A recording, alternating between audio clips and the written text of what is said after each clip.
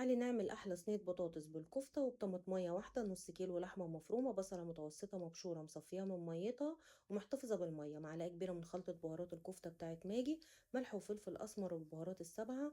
عجنتها كويس وعملتها على شكل كور، معلقتين زيت وهشمع الكفتة على جميع الجهات.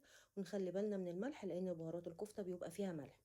بصلة طرنشات وأربع فصوص ثوم مفرومين، ملح وشطة وكزبرة وفلفل أسمر وكمون وبابريكا. هدعك البصلة كويس بالبهارات، مية البصلة وطماطمية واحدة مبشورة ومعلقتين كبار صلصة ومكعبين مرقة. هقلبهم كويس مع بعض. بطاطس حلقات، فلفل رومي اخضر مكعبات صغيرة وفلفل رومي احمر مضروب في الكبة.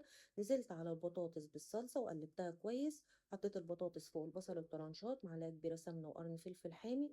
هحط الكفتة بالدهون اللي نزلت منها، كوباية ونص مية مغلية وضروري المية تكون مغلية.